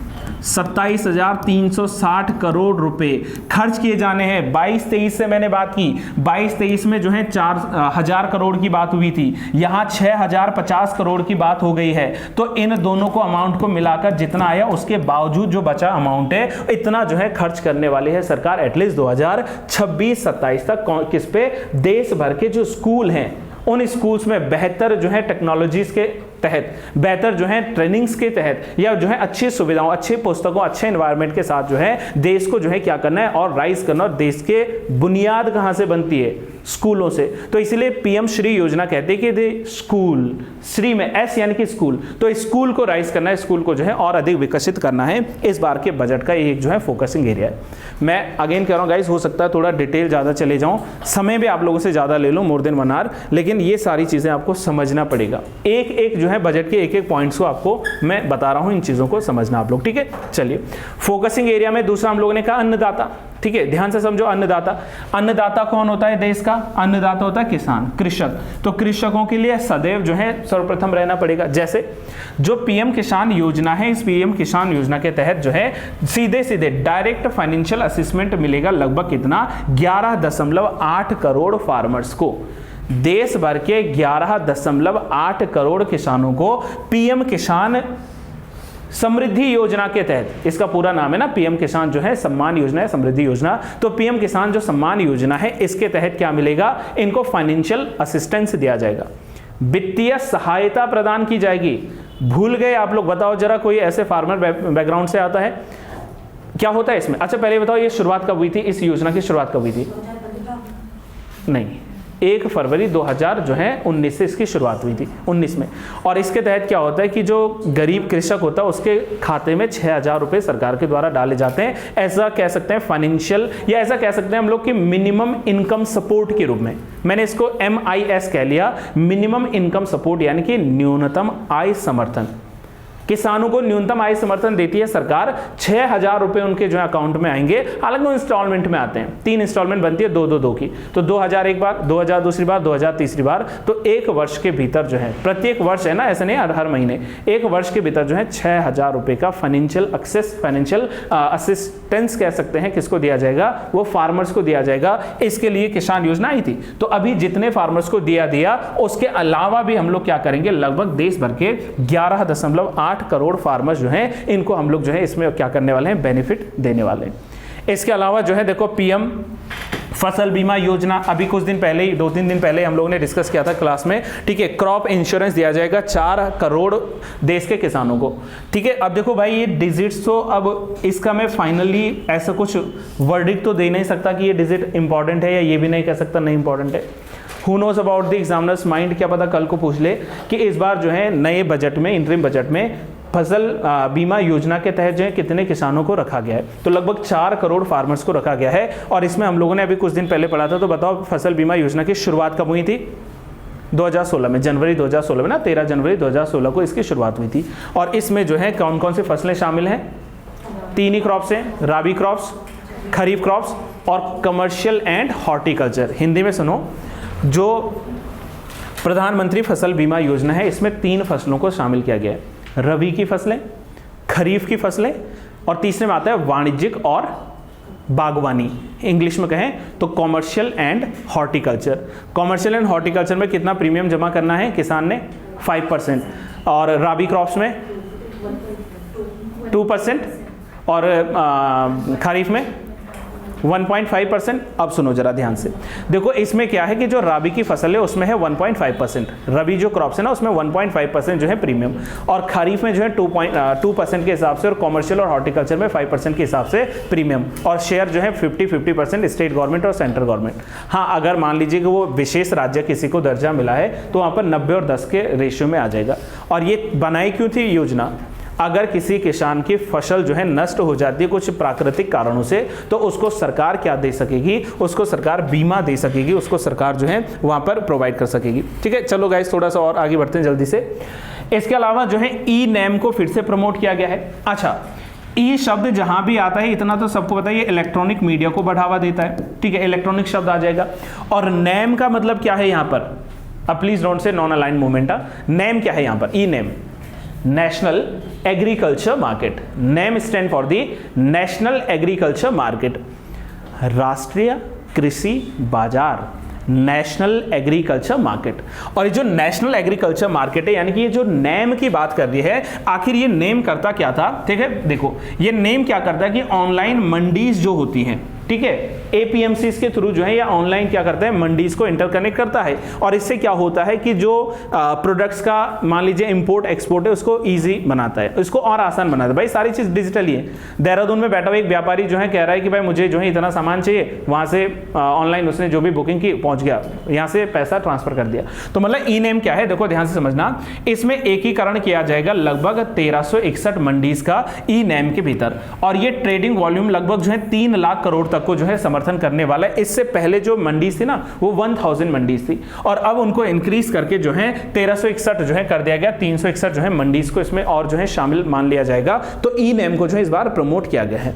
ठीक है, फटाफट आगे बढ़ते हैं। देखो, तो हम लोगों ने अभी तक क्या बोला था, थीम क्या थी, ज्ञान, गरीबी के बारे में देख लिया, अन्नदाताओं के बारे में देख लिया है, ठीक है। अब यहां पर जो है नारी के लिए क्या क्या जो है योजनाएं हैं, तो नारी शक्ति के फील्ड में महिलाओं को, नारी शक्ति के फील्ड में सबसे पहला जो काम किया गया है फिर से वही है कि जो मुद्रा योजना है, इसके तहत 30 करोड़ मुद्रा योजना लोन जो है क्या किए जाएंगे, वुमेन्स एंटरप्रेन्योर्स जो होंगे, महिला जो उद्यमी होंगी, इनको प्रदान किए जाने के लिए यहां पर अलॉट किया गया है। लगभग 30 करोड़ की बात चल रही है, ठीक है, ये 30 करोड़ की बात चल रही है जो महिलाओं को जो है यहाँ पर प्रदान किया जाएगा। इसके अलावा increase the female enrolment in the higher education by 28% in the 10 years. पिछले 10 साल में लगभग 28% के हिसाब से अगर हम लोग बात करें तो उच्च शिक्षा में महिलाओं का जो है नामांकन बढ़ाया गया है। महिलाओं के नामांकन को 28% तक जो है बढ़ाया गया है, ये आप लोगों ने याद रखना है। तीसरा, स्टेम पाठ्यक्रम में छात्राओं और महिलाओं का 43% नामांकन है, जो कि पूरे विश्व में सबसे अधिक बताया गया है। ध्यान से समझना, 43% of female enrolment in the STEM courses, STEM, STEM courses. कुछ नहीं है, इजी है, नहीं पढ़ा तो टफ लगा, अभी बताऊंगा तो आसान लगेगा। S का मतलब साइंस, T का मतलब टेक्नोलॉजी, E का मतलब इंजीनियरिंग और M का मतलब मैथमेटिक्स। तो यानी कि देखो, पिछले अगर हम लोग बात करें तो इनका जो मेन फोकसिंग एरिया है वुमेन एजुकेशन के फील्ड में, महिला शिक्षा के फील्ड में, तो साइंस यानी कि विज्ञान को, टेक्नोलॉजी यानी कि प्रौद्योगिकी को, इंजीनियरिंग, अभी यांत्रिकी इंजीनियरिंग की लिख लीजिए, इंजीनियरिंग को, और मैथमेटिक्स यानी कि जो है गणित में, इसमें जो है महिलाओं की जो इनरोलमेंट यानी कि जो इनका नामांकन की भागीदारी है, ये कितना कर दिया जाएगा, 43% किया जाएगा, जो दुनिया में सबसे ज्यादा है। मतलब देखो, बैकग्राउंड देखो ना, ये स्टेम का है, स्टेम का फुल फॉर्म लिख दिया सबने, ठीक है, या नहीं लिखा तो सुन तो ही लिया होगा ना, बाद में रिकॉर्डेड वीडियोस भी देख लेना। तो इसमें साइंस है, टेक्नोलॉजी है, इंजीनियरिंग और जो है मैथमेटिक्स है। तो स्टेम योजना को जो है प्रमोट किया जाएगा देश भर के भीतर। गाइस याद रखना, वैसे स्टेम जो है विश्व भर में वर्ष 2001 में जो है US नेशनल साइंस जो फोरम था उसने जो है स्टार्ट किया था। बट अभी बस इतना याद रखो कि इस बार के बजट में जो है क्या स्पेशल मिला है बजट को लेकर। डन। अब बताओ जरा, स्टेम को लेकर कोई या नारी शक्ति को लेकर बात क्लियर है? Sure guys, good. चलिए, अच्छा एक और चीज, 1 करोड़ महिलाएं जो हैं, इनको जो है लगभग 83 लाख सेल्फ हेल्प ग्रुप्स जो हैं, ये क्या होंगे, लखपति दीदी योजना के तहत जो है प्रोवाइड होंगे। देखो, in simple terms we can say that कि लखपति दीदी योजना को इसमें प्रमोट किया गया। क्या था लखपति दीदी योजना? या चलो इसको ऐसा याद रख लीजिए कि जो लखपति दीदी योजना है, जो इस बार भी मतलब प्रमोट की जा रही है, तो इसमें यह कहा गया है कि स्टार्टअप अगर कोई करना चाहती हैं, कोई वुमेन, कोई जो है महिलाएं अगर स्टार्टअप करना चाहती हैं, तो उनको लगभग 5 लाख तक का लोन दिया जा सकता है। ऐसे 3 करोड़ महिलाओं के नाम को जो है शामिल किया गया है।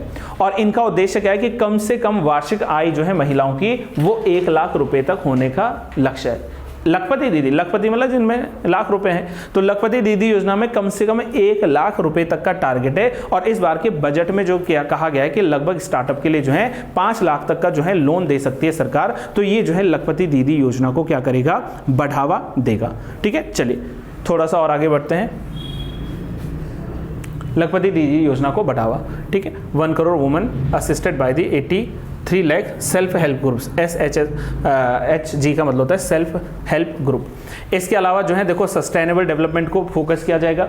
सस्टेनेबल डेवलपमेंट सब जानते हैं ना, सतत विकास, एक ऐसा विकास जो कि हमें आने वाली जनरेशन्स को, भावी जनरेशन को जो है ध्यान में रखते हुए करना होता है, तो वो सतत विकास कहलाता है। सस्टेनेबल डेवलपमेंट के लिए काम करना होता है। और सस्टेनेबल डेवलपमेंट के भीतर सबसे पहला, the most important, net zero जो इनिशिएटिव है, उसको 2070 तक जो है क्या करना है, पूरा करना है। Commitment to meet net zero by the 2070। Now my simple question is to you all of you guys, what do you mean by the net zero? किस चीज को जीरो करना? कार्बन एमिशन को। तो जो कार्बन उत्सर्जन है उसको कम से कम 2070 तक जो है 0% पे लाना है। और ये कब पॉसिबल होगा? जब नए साधनों को प्रमोट किया जाएगा। जैसे EVs का जमाना चल रहा है, इलेक्ट्रिकल व्हीकल्स चल रहे हैं ना, आज सब जो है इलेक्ट्रॉनिक व्हीकल्स का जमाना चल रहा है। हालांकि अब वो इतने बड़े पॉपुलेटेड कंट्री में, जो भारत इतना बड़ा पॉपुलेटेड एक देश है, वहां पर ईवीज अब हर एक इंडिविजुअल्स तक पहुंचे, ये एक बहुत बड़ा भी चैलेंज हो सकता है। लेकिन आने वाले कुछ समय में हम लोग जो है इसको जान सकेंगे कि ईवीज जो है वो ईवीज को प्रमोट करना है, ठीक है, तो वो एक हो सकेगा। दूसरा देखो सीएनजीज को प्रमोट किया जा सकता है, पीएनजीज को जो है प्रमोट किया जा सकता है, ठीक है। तो यहां पर हमें क्या करना है कि जो कार्बन एमिशन रेशियो है उसको क्या करना है, उसको शून्य तक लाने का जो है प्रयास करना है। रूफटॉप सोलराइजेशन का मतलब यहां पर देखो आप सब जानते हैं कि घरों में या मतलब जो इंडस्ट्रीज होती हैं, जो बिजनेसेस होते हैं, वहां पर हम लोग चाह रहे हैं कि जो सोलर एनर्जी से जो लाइटिंग्स जो चल रही है ना, तो सोलर लाइटिंग्स को जो है प्रमोट किया जाए। तो लगभग 1 करोड़ घरों को will be enable to obtain up to 300 units of free electricity per month. हर महीने लगभग 1 करोड़ घरों को 300 यूनिट तक की फ्री बिजली जो है दी जा सकेगी। इसके लिए क्या लगाना पड़ेगा, रूफटॉप सोलर पैनल्स लगाने पड़ेंगे। यानी कि जो है घरों में भी देख लीजिए, गांव मोहल्ले में भी आजकल पहुंचे हैं वो सोलर लाइट जो है। अभी तो खैर घरों के छतों पर तो नहीं लग रहे, लेकिन स्ट्रीट में जो मेन जो चौराहे हैं जहां पर अधिक जो है अंधेरा ऑल होता है, तो वहां तक जो है ये चीजें पहुंचाई जा रही हैं। तो एक और जो है अच्छा इनिशिएटिव है कि भाई जरूरी नहीं कि हमें जो है हाइड्रो पावर प्रोजेक्ट्स पे ही जो है डिपेंड रहना है, उसके अलावा सोलर एनर्जी का अच्छा यूज किया जा सकता है। तो सोलर एनर्जी को जो है प्रमोट करना है। ये मैंने पहले बता दिया कि ईवीज जो है, ईवी व्हीकल्स जो है इकोसिस्टम्स के लिए अच्छे माने जाते हैं, ठीक है। तो इनको जो है और ज्यादा यहां पर समर्थन देने की बात की जा सकती है, ठीक है। चलिए ये मेन एरियाज में आपको बता रहा हूं, ठीक है, जो आपको याद रखना है, ठीक है। फॉसिल फ्यूल्स का अभी इसमें कुछ ऐसा देखना नहीं है। देखो ये इंपॉर्टेंट हो सकता है। 10 करोड़ जो है LPG connections released under the प्रधानमंत्री उज्ज्वला योजना, ठीक है। यहां पर जो है इसकी बात कर सकते हैं हम लोग एलपीजी की, उज्ज्वला नॉट उजाला, ठीक है। उजाला अगर होगा तो उजाला में एलईडीज आती हैं और एलईडीज में जो है 36.9 करोड़ जो है LED bulb, 72.2 lakh LED tubelights and 23.6 lakh energy efficient fan जो होंगे ये डिस्ट्रीब्यूट किए जा चुके हैं उजाला के तहत। ये सरकार ने अपनी कुछ जो है मतलब बताई है, लेकिन आई डोंट थिंक सो इतना इंपॉर्टेंट इसको माना जा सकेगा। इसके अलावा 1.3 करोड़ जो है एलईडी जो स्ट्रीट लाइट्स हैं, इनको भी जो है क्या किया जा सकता है, इंस्टॉल किया जा सकता है। ये सारा जो है कार्य करने की इस बार के बजट में जो है बातें रखी गई हैं, ठीक है। तो ये भी बजट में एक अच्छा हो सकता है। स्ट्रेटजीज क्या है इस बार के, इंफ्रास्ट्रक्चर और इन्वेस्टमेंट को जो है बढ़ावा देना। अच्छा ये इंपॉर्टेंट है गाइस, इन्वेस्टमेंट और इंफ्रास्ट्रक्चर के लिए क्या करना है। देखो 3 जो है यहां पर, ये सबसे इंपॉर्टेंट है, 3 मेजर रेलवे कॉरिडोर्स प्रोग्राम, ठीक है। मतलब 3 बड़े रेलवे जो कॉरिडोर कार्यक्रम है, इनको प्रमोट किया जाएगा अंडर द पीएम गति शक्ति योजना। पीएम गति शक्ति के तहत जो है, जिसमें जो है हम लोग क्या करेंगे, improve the logistic efficiency and the reduce cost जो है, इसको मतलब कम जो है हम लोग लागत में अधिक से अधिक क्या कर सके, इंप्रूव्ड जो है लॉजिस्टिक एफिशिएंसीज के साथ काम कर सके। तो 3 जो है इसके लिए बड़े रेलवे कॉरिडोर्स बनाने का प्लान कर रही है भारत सरकार, और वो कब तक होता है कब तक नहीं होता है उस पर जो है अभी कार्य किया जाएगा।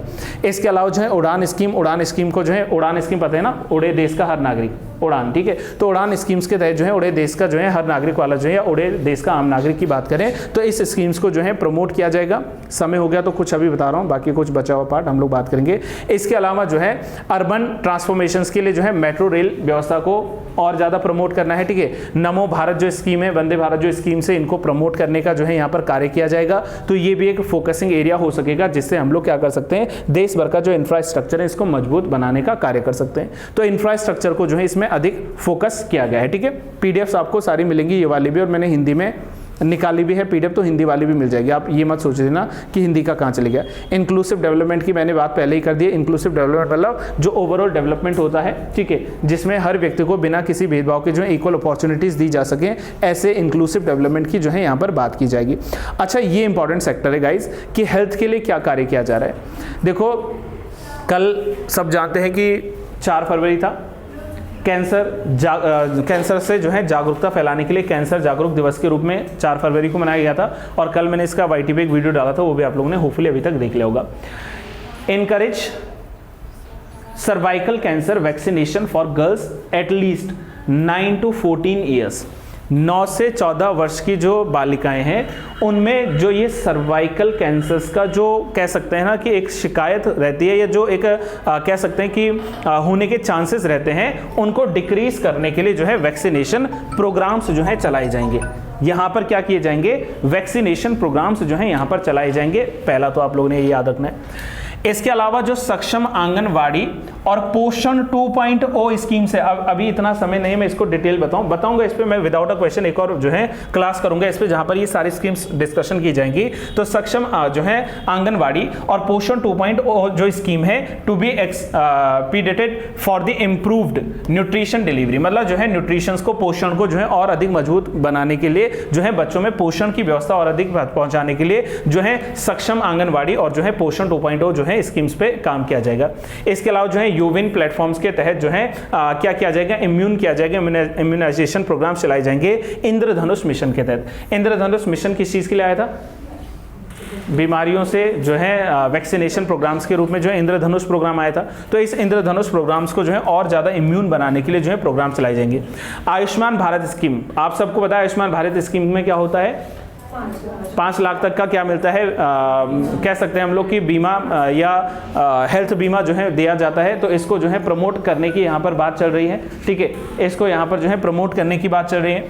इसके अलावा इंक्लूसिव डेवलपमेंट हम लोगों ने देख दिया, हाउसिंग को बढ़ाना है, ठीक है, और हाउसिंग बढ़ाने के लिए प्रधानमंत्री आवास योजना जो ग्रामीण है, अर्बन अलग है, रूरल अलग है। तो प्रधानमंत्री आवास जो है योजना है ग्रामीण, उसको जो है 3 करोड़ हाउसेज जो है प्रोवाइड कराने की बात चल रही है। और जो एडिशनल जो 2 करोड़ है targeted for the next 5 year, आने वाले 5 सालों तक के लिए जो है 3 करोड़ हाउसिंग और उसके साथ साथ में 2 करोड़ एक्स्ट्रा जो हाउसिंग फैसिलिटीज है वो देने की यहां पर बात चलाई जाएगी, ठीक है। ये भी एक अच्छा जो है टॉपिक जुड़ सकेगा। टूरिज्म को बढ़ावा देना है, आप इस बात को अच्छे से जानते हैं कि G20 के लिए, ठीक है, लगातार पिछले कुछ समय में इंडिया जो है कार्य कर रही है और इंफ्रास्ट्रक्चर हो चाहे टूरिज्म हो, टूरिज्म को और बढ़ावा देने के लिए जो है लगातार भारत देश में जो है प्रयास किए जाएंगे, ठीक है। और टूरिज्म एक अच्छा विषय बन सकता है कि भाई अगर देश की GDP भी बढ़ानी है या देश को टूरिज्म को और ज़्यादा इंक्रीज करना है, भले ही विवाद हो जाए, है ना। विवाद अभी हो गया था क्योंकि भाई हमारे PM मोदी जी कहाँ गए थे घूमने, लक्षद्वीप और मालदीव से जो है बदले में जो कुछ टिप्पणियां आई थी 3 मंत्रियों को फिर बर्खास्त भी करना पड़ा, ठीक है। तो ये सारी चीजें जो है हाईलाइटेड रहती हैं, स्पॉट में रहती हैं हमेशा से। तो टूरिज्म को भी बढ़ावा देना है।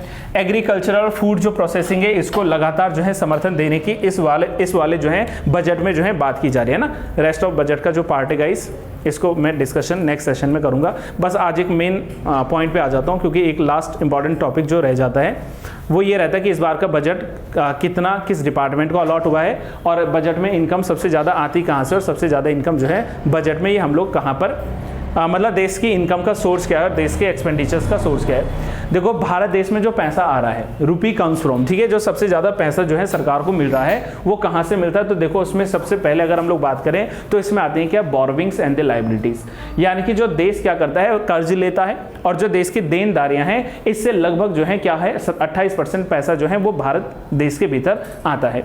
इसके बाद दूसरे नंबर पे है इनकम टैक्सेस, 19% जो पैसा है भारत सरकार का वो किससे आता है, आयकर से आता है, इनकम जो है टैक्स से आता है।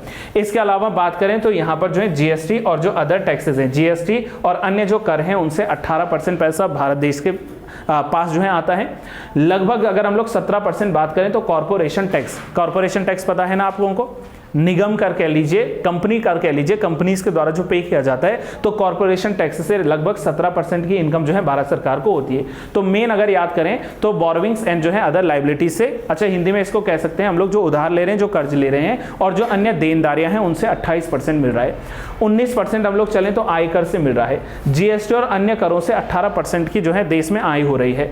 कॉर्पोरेशन टैक्स से 17% आ रहा है और बाकी के जो यूनियन एक्साइज ड्यूटीज हैं इससे जो है 5% का मिल रहा है, ठीक है। 7% की बात करें तो नॉन टैक्स रिसीट्स आते हैं, नॉन डेट कैपिटल रिसीट्स जो है 1%, कस्टम जो है 4%। बस मेन आपको टॉप 3 में याद रखने, तो 1, 2 और 3 ये हमारे पास में इनकम के सबसे बड़े साधन है। भारत सरकार की मैं बात कर रहा हूं, राइट। लेकिन भारत सरकार पैसा लगाती कहां पर है ज्यादा, देखो आने की बात अलग है, रुपी गोज टू, ठीक है। सरकार का पैसा जो है सर्वाधिक कहां पर जा रहा है, तो देखो सबसे ज्यादा अगर हम लोग देश के सरकार के पैसे की बात करें तो 2 चीजों को आप लोगों ने हाईलाइट करना है। सबसे पहला क्या है, इंटरेस्ट पेमेंट। भाई अगर मैंने कहा कि बोरोविंग्स देश में सबसे ज्यादा आ रही है तो उस बोरोविंग्स का हमें इंटरेस्ट भी तो पे करना है। आपने कहा सर अनूप सर आपकी कमाई का साधन क्या है, मैंने कहा 2 हैं, एक तो इनकम होती है और दूसरा मैं लोगों से उधार लेता हूं। बढ़िया, अब जिससे उधार लेना उसको इंटरेस्ट भी देना पड़ेगा, तो जितना ज्यादा उधार आएगा, जितना ज्यादा पैसा आएगा उधारी में, ठीक है, क्या कह रहे हैं हम लोग बोरोविंग्स में, उतना ज्यादा इंटरेस्ट पेमेंट देना पड़ेगा। तो जब सरकार की इंटरेस्ट पेमेंट की बात आएगी तो इंटरेस्ट पेमेंट में 20% जो है सरकार का खर्च जो है यहां पर होता है, राइट। दूसरा इसमें जो आता है वो आता है state share of the taxes and duties. कर हो चाहे वो जो है शुल्क हो, वहां पर ड्यूटीज हो चाहे टैक्सेस हैं, इसमें राज्य का हिस्सा जो जाता है वो लगभग जो है 20% के हिसाब से जो है जाता है। तीसरा इसमें जो मेन रोल आता है वो आता है सेंट्रल सेक्टर जो स्कीम्स होती हैं, केंद्र सरकार के द्वारा चलाई जा रही जो स्कीम है, स्पॉन्सर्ड वाली नहीं, स्पॉन्सर्ड अलग है, जो सेंट्रल सेक्टर स्कीम है, केंद्र आधारित जो है योजनाएं आती हैं, वहां पर सरकार लगभग जो है 16% पैसा लगाती है। इसके अलावा डिफेंस यानी कि प्रतिरक्षा में, देश के डिफेंस में 8% का जो है पैसा सरकार का लगता है, सेंट्रली स्पॉन्सर्ड स्कीम में भी 8%, और फाइनेंस कमीशन और अदर जो ट्रांसफर्स हैं उसमें भी जो है 8% जो है पैसा यहाँ पर लगता है। मेन मैं फिर कह रहा हूँ मैं, जो हमारा ब्याज है, इस ब्याज में सर्वाधिक पैसा खर्च होता है। दूसरा, राज्यों को जो कर जाते हैं, कर का जो बंटवारा जाता है या जो ड्यूटीज जाती हैं उसमें जो है दूसरे नंबर पर पैसा आता है, और तीसरे नंबर पर जो है सेंट्रल सेक्टर स्कीम्स जो है आती हैं। और फिर उसके बाद जो है डिफेंस, इसको मेन रखना कि डिफेंस जो है यहाँ पर सरकार इतना जो है व्यय करती है, इतना जो है खर्च करती है। और अंत कर रहा हूं मैं आज के इस वाले सेशन का, ठीक है, ब्रीफ में, ठीक है, फटाफट, कि टॉप 3 अगर बात करें इस बार के बजट में सबसे ज्यादा पैसा किस डिपार्टमेंट को या किस मिनिस्ट्री को गया, ये जरूर हाईलाइट करना है। तो सबसे ज्यादा जो पैसा इस बार गया है वो है मिलिट्री ऑफ डिफेंस के पास में, लगभग कितना 6.2%, ठीक है, sorry not percent, lakh crore, 6.2 lakh crore का जो पैसा है ये किसको गया है, ये गया है यहाँ पर मिनिस्ट्री ऑफ डिफेंस यानी कि जो हमारा प्रतिरक्षा मंत्रालय है। इसके बाद जो है ministry of road transport and highways की बात करें तो रोड ट्रांसपोर्ट और हाईवेज मिनिस्ट्री को लगभग 2.78 करोड़ रुपए जो है, इतना लाख करोड़ जो है इतना पहुंचा है। और रेलवे मंत्रालय की बात करें तो रेलवे मंत्रालय को 2.55 लाख करोड़ रुपया गया। अब आ गया ना कंसेप्ट, पहले जो है सेपरेट बजट आता था रेलवे का, अब कॉमन बजट, और इस बार के कॉमन बजट में तीसरे पर जो है रेलवेज को क्या किया है, बजट अलॉट हुआ है। बाकी ministry of consumer affair, food, public जो है डिस्ट्रीब्यूशन में 2.13% और रेस्ट ऑफ जो है आपके पास ये सब है। होम मिनिस्ट्री के पास कितना है, मिनिस्ट्री ऑफ जो है होम अफेयर्स या ministry of rural development, ministry of the chemical and fertilizers, तो इन सबको जो है अलग अलग लेवल्स पर प्रदान किया गया है पैसा, ठीक है। तो यहाँ पर अभी के लिए मैं फिलहाल रोक रहा हूँ मजबूरन, क्योंकि समय हो चुका है दूसरी क्लास के लिए भी। तो ये हमारे पास में क्या है, बजट का एक सार है, ठीक है, और बजट जो है इस बार का काफ़ी चर्चा में है। इसके अलावा अगर आपको थोड़ा सा और मैं बताऊं कि क्या क्या मेन फोकसिंग एरिया हो सकता है जहां पर आपको याद रखना है, ठीक है, तो उसमें जन मन योजना है, पीएम जन मन योजना, यानी कि जिसमें कमजोर वर्ग के जो लोग हैं इनके लिए क्या किया जाएगा, कार्य किया जाएगा, ठीक है। देवर आयोग समिति की सिफारिश याद करो, सबसे ज़्यादा उड़ीसा में जो है पीवीटीजीज हैं। पीवीटीजी पता है, पर्टिकुलरली वल्नरेबल जो ट्राइबल ग्रुप्स होते हैं उनके कल्याण के लिए पीएम जनमन योजना है। तो इस बार के बजट में जो है उसका अनाउंसमेंट भी हुआ है। पीएम विश्वकर्मा योजना, विश्वकर्मा योजना जो है इसमें जो है आप लोग याद रख सकते हैं कि इसको भी प्रमोट करने की बात चल रही है। 17 सितंबर 2023 को इसकी शुरुआत हुई थी विश्वकर्मा योजना की, तो इसको भी इस बार जो है प्रमोट किया जाएगा, ठीक है। बाकी सूर्योदय योजना जो 22 जनवरी 2024 को जो है स्टार्ट हुई थी, सूर्योदय योजना, उसको भी जो है इसमें क्या किया गया है, फोकसिंग एरियाज में रखा गया है। ये सवाल बन जाता है गाइस समटाइम्स कि मनरेगा के लिए कितना पैसा गया है, तो इस बार मनरेगा के लिए 86,000 करोड़ की बात की जा रही है। मनरेगा में ये वन लाइनर्स फटाफट लिख लीजिए कि मनरेगा के लिए 86,000 यानी कि 86,000 करोड़ रुपए जो है मनरेगा में जाएंगे। मनरेगा तो पता है ना आपको सबको, ठीक है, मनरेगा गारंटी रोजगार जो स्कीम है मनरेगा, तो इसके लिए जो है कितना यहाँ पर लगभग पैसा जा रहा है, तो वो है 8600, मतलब 86,000, हाँ 86,000 लगभग जो है 86,000 जो है करोड़ रुपए जाएंगे। और आयुष्मान भारत के लिए जो है 7,500 करोड़, 7500 करोड़, 7500 करोड़ रुपया जो है ये आयुष्मान भारत स्कीम्स में जो है इस बार यहाँ पर जो है लगेगा, और ये जो है काफ़ी महत्वपूर्ण हो सकता है, ठीक है। तो रुपया आता कहाँ है, जाता कहाँ है, ये सारी चीज़ें बता दी। और सबसे इंपॉर्टेंट गाइस कि 2023-24 में जो राजकोषीय घाटा है वो जो है 5.8% रहा है। ये इंपॉर्टेंट याद रख लेना, द फिस्कल डेफिसिट फॉर 2023-24, ठीक है। राजकोषीय घाटा, fiscal deficit is for the राजकोषीय घाटा। तो जो अभी 2023-24 का जो राजकोषीय घाटा आप लोगों को नजर आ रहा है वो है 5.8%, 5.8%, जबकि अनुमान है सरकार का कि 2024-25 में ये घाटा 5.1% होने वाला है।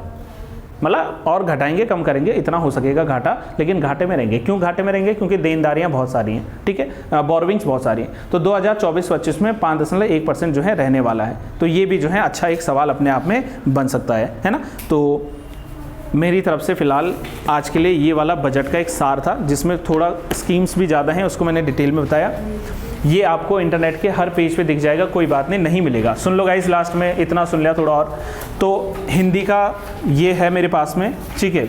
तो दो कारण है। अब देखो इतनी सारी प्रिंटिंग्स निकालना अभी तो मेरे लिए टफ पड़ेगा, लेकिन इसका मैं PDF भिजवा दूंगा ग्रुप्स में, और अगर आप लोग जो है निकालना चाह रहे हो तो मुझे ऑफिस में बता देना, रिसेप्शनिस्ट बैठेंगे उनसे ले लेना।